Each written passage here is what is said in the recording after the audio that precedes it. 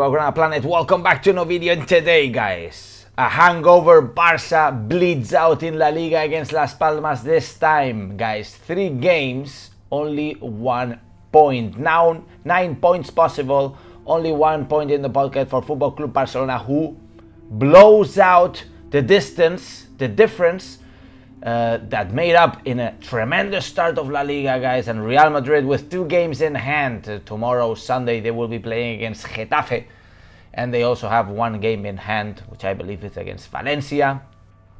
And if they win both of the games, Real Madrid will be officially ahead of Football Club Barcelona, guys. Dramatic first half of Football Club Barcelona against Las Palmas. A very, very slow Barça.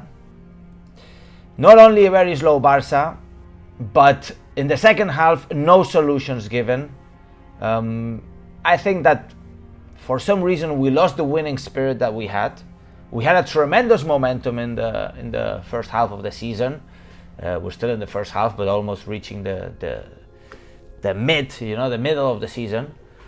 But certainly not a good moment for Football Club Barcelona. Against Brest in the Champions League, we saw a glimpse of light. We saw a glimpse of recovery after dropping points in La Liga for 2 games in a row against Real Sociedad in a loss. Difficult stadium, okay. But then against Celta de Vigo.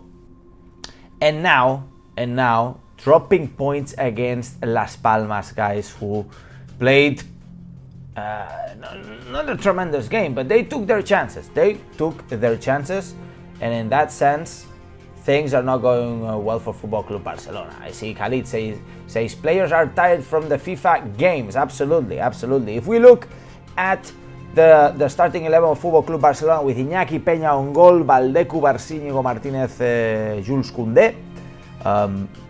Nothing surprising there. We did see a substitution from Valdé for Gerard Martín after a very nasty hit. We will see it in a bit, because Sandro Ramírez, former Football Club Barcelona player, not only scored but did some nasty things in the game.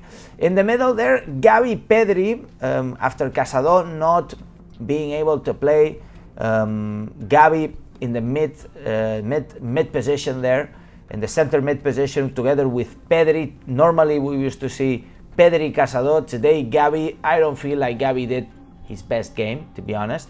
Frenkie came on in the second half, did even worse. This is something that we need to analyze. I mean, Frenkie de Jong not providing anything to this team, and is the guy who earns the most money. We must carefully examine, and he didn't even accept a renewal offer, the renewal proposal which we gave him, of course, lowering the salary. But then Raphinha, Fermín, Pablo Torres starting there, Lamine Yamal started in the bench. Guys, of course, 3 games that we drop points, 3 games that Lamine Yamal is not there in La Liga. So, of course, there are many reasons why we're dropping the points, but we must take into account Lamine Yamal has been critical for us. The momentum of Lamine Yamal in the first games of La Liga has been incredible. Taking out Lamine Yamal of the team, it drops the team dramatically. But of course there are other reasons, right? And then Lewandowski on top. Today he didn't have a momentum. We saw a very slow Lewandowski.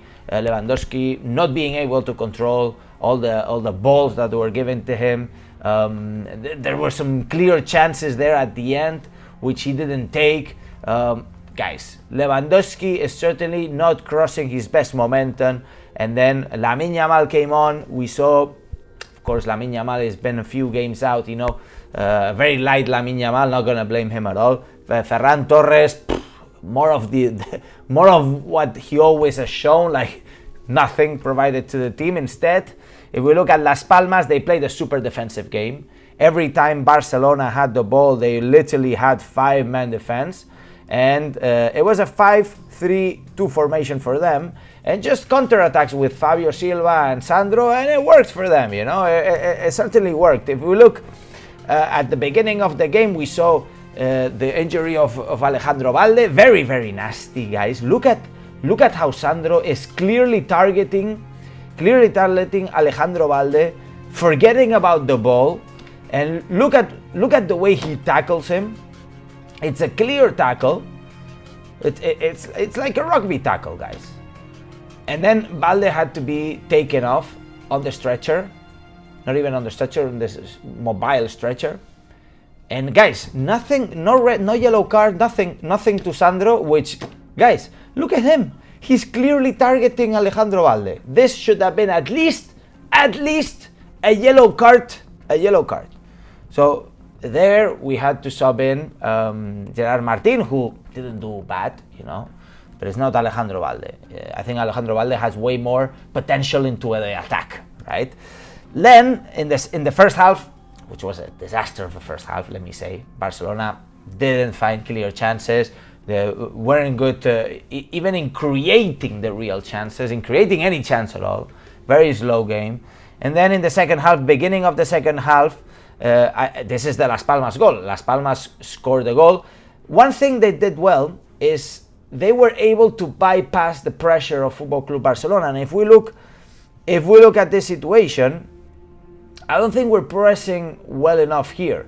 Look at this player is completely alone, yet he's not doing anything. I believe this was Gavi. Gavi should have been pressuring somewhere here. Look at what happens. They bypass. They're able to bypass here the pressure, pretty much breaking Barcelona. Gavi is still there covering here. There's one player here doing nothing. I mean, you know, why not isn't this player covering this player and then this player supporting here in the middle? It should have been like this, because look at what happens. They literally bypass. Then of course here we are sleeping again. We are sleeping. And then it's just a clear chance. It's just a clear chance. 2v2, no, 3 versus 2. Literally 3 versus 2. And then here, Sandro has the approach. And look at, first of all, I think that Iñaki Peña is not well positioned, okay? He is not well positioned. He should have been somewhere more in the middle. Why are you stuck here to the first post? The guy is so far, he's not gonna shoot to the first post like crazy. I mean, this could be like a Roberto Caldos kind of shot multiplied by Hulk's power to be able to put it in the first post, and you being just here not being able to reach. Instead, he leaves the whole goal open, and Íñigo Martínez does nothing, doesn't even dive. It seems like he's jogging. He doesn't dive for the block. Look at this. He doesn't dive for the block. So here, and here we can clearly tell Iñaki Peña is not well positioned. Okay, so I'm analyzing, guys. I need to analyze exactly what's going on. Okay. 10 minutes later, Raphinha scored a tremendous goal. Yet again, see how Las Palmas is defending, right? 5 defenders, and then 3 here. And right now it's 4 because one of the strikers was coming into the defense. But you can see these guys were like the Chinese wall, you know? We're able to find Raphinha there in the middle. Raphinha makes a move and takes a crack, which is a tremendous crack. There you go. I mean, there you go. I mean, boom! It's a tremendous crack. This gave us hope. Minute 60, I thought, okay, game is under control. Barcelona has been attacking. I think that we're gonna be able to come back. Nothing. 5 minutes later, similar situation. Las Palmas is able to bypass our pressure. They're able to bypass our pressure, and something similar happens. Look. They just go into the space, of course, having the defense so high up, which I think here we were completely wrong. Here we should have had the defense up here, you know? And then there's another goal. I think Iñaki Peña, guys, he didn't do anything. Poor guy. Look at him. Look at this. Nothing. Iñaki Peña, nothing. Guys, we need to find the people to blame. We need to understand the mistakes, okay? And Iñaki Peña, certainly, there, he didn't do his best game, you know? He didn't do his best game. The situation is not well for Barcelona, guys. We're still first, 4 points away from Real Madrid, but they have 6 points to be played. So if they win those 2 games, They'll be 2 points ahead, of course. A lot of games still in La Liga. More than half of La Liga still to be played. It's 38 game weeks. We've only been 15 game weeks. And there's still a lot to be played, of course. It's a pity we blew and we dropped the advantage that we had from the really nice beginning of La Liga. But certainly, guys, I'm deceived. We'll look at the games, guys, but we'll look at the next games that we have ahead, because careful, we have very difficult games ahead. Very difficult games which could pose more danger for Barcelona and a possibility to create more distance between Real Madrid and Barcelona. Of course, I'm already giving the 6 points to Real Madrid of the 2 games in hand they have. We must, because otherwise, if we think otherwise, we're gonna get screwed, you know. I want to keep talking about the game because I believe that the refereeing was a little bit off, and I'm starting to smell very weird things.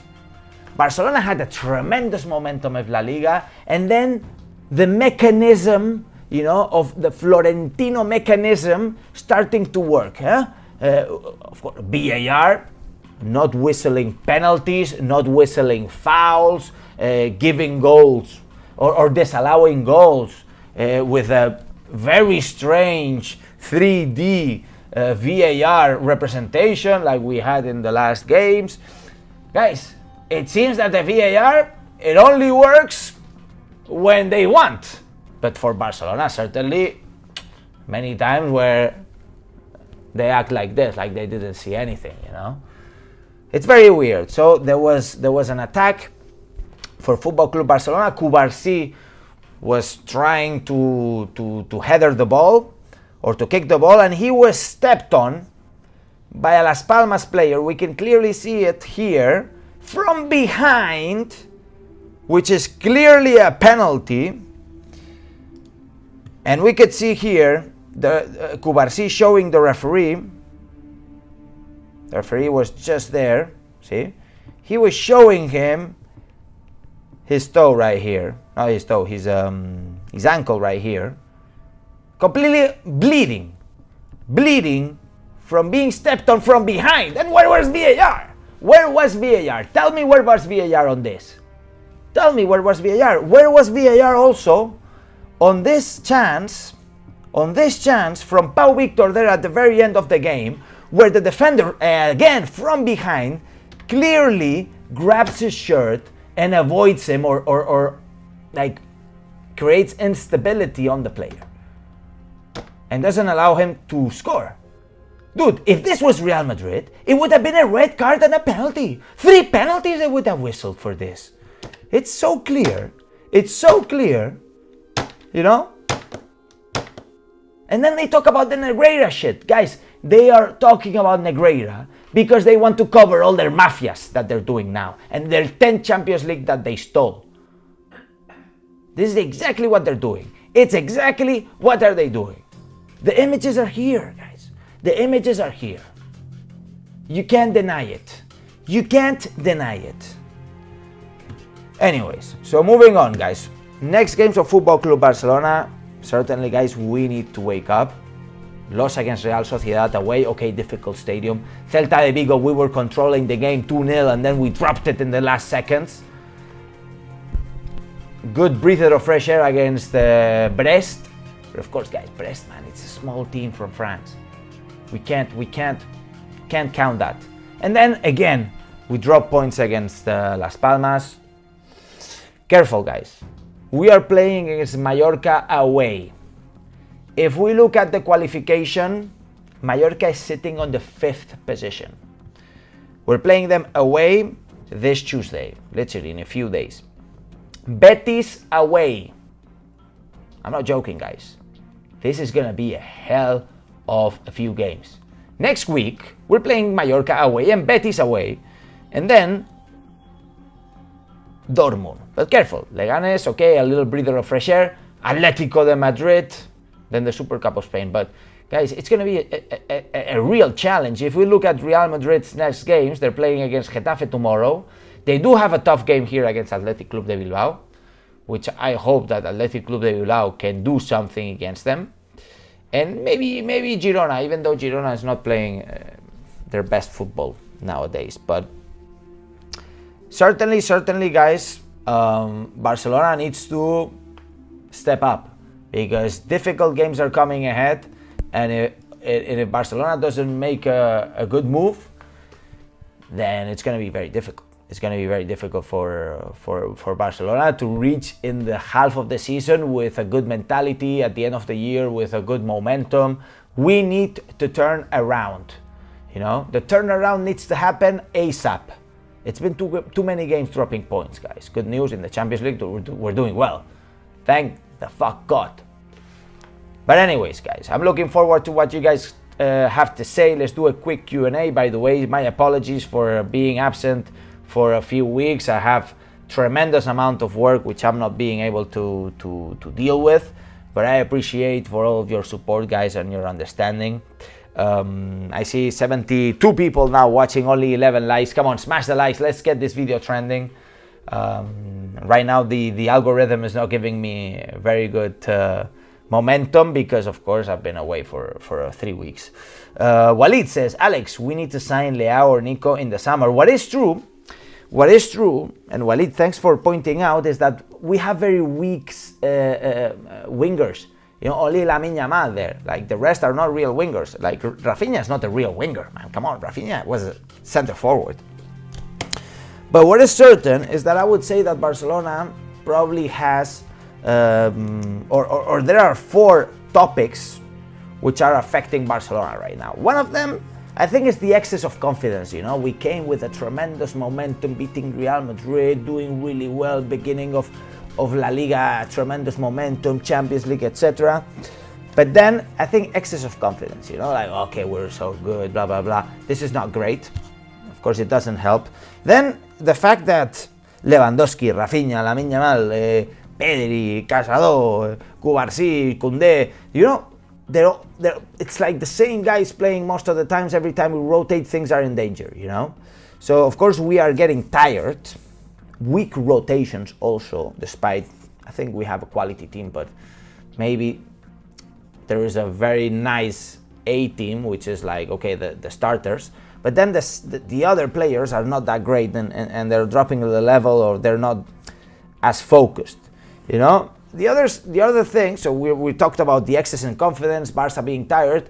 The third one would be, of course, the surprise strategy is not a surprise anymore. You know, the fact that we were playing in this super high defense, you know, and the offside trap, etc. I think that, well, teams are going to be analyzing, looking at the weak spots of this Barça, and Hansi Flick needs to start moving things around, being more creative, because if we play the exact same strategy every single game, teams are gonna be analyzing ourselves, you know, and they're gonna look for the weak spots.